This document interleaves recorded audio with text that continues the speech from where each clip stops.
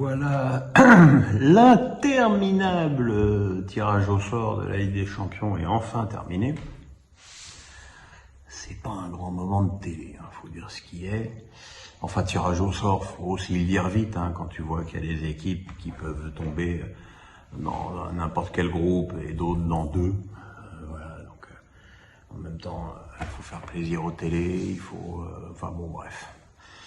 C'est plus trop du sport, tout ça. Mais bon, enfin, le verdict est tombé pour nos clubs français. Alors, d'abord, il y a l'OM, qui a hérité d'un groupe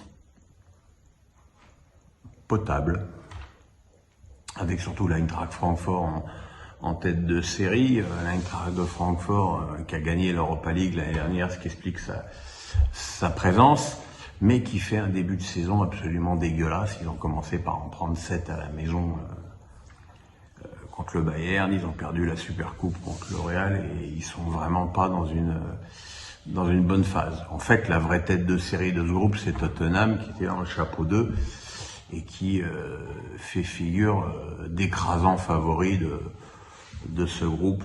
Honnêtement, il n'y a aucun des trois autres clubs qui arrive à la cheville des Spurs. Voilà. Et le troisième, c'est le Sporting Lisbonne. Très beau club, très belle ambiance, une équipe entraînée par Amorim, des bons joueurs. Voilà, c'est un groupe. C'est pas un groupe qui fait rêver, c'est pas le groupe C. C'est pas un groupe qui fait rêver, mais c'est un groupe qui peut permettre à Marseille de finir dans les deux premiers ou au pire dans le troisième et de continuer en Europa League après la Coupe du Monde. Franchement, quand tu es dans le chapeau 4, tu pouvais t'attendre à des tirages au sort beaucoup plus compliqués. Donc je trouve que de ce côté-là, les Marseillais peuvent s'estimer plutôt satisfaits de leur sort. Et puis il y a le Paris Saint-Germain qui lui a donc hérité de la Juve, de Benfica et du Maccabi Haïfa. Donc on va mettre le Maccabi Haïfa. Je veux bien entendre qu'ils ont une ambiance de fou, mais enfin... c'est quand même très très en dessous des trois autres clubs. Benfica, qui est une belle équipe, qui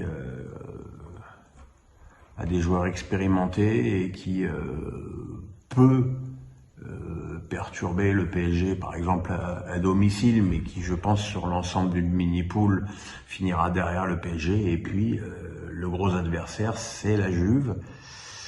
La Juve qui n'a pas son plus bel éclat depuis quelque temps.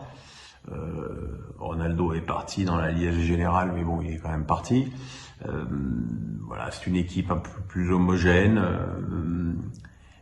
Le recrutement n'est pas terminé. Peut-être que d'ici là, ils auront récupéré Memphis Depay, même si ça n'a pas l'air d'en prendre le chemin. En tout cas, ce sera l'occasion de retrouvailles très très rapides avec André Di Maria. Voilà, je veux dire, de toute façon, quand on a l'effectif et les ambitions du PSG,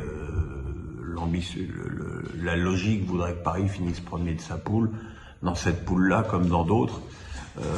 Donc voilà,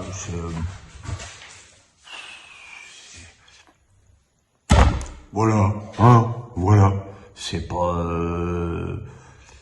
il va y avoir des beaux matchs, des stades pleins, et puis c'est surtout l'inconnu de cette Ligue des Champions, c'est qu'en fait tous les matchs vont avoir lieu en 2 mois.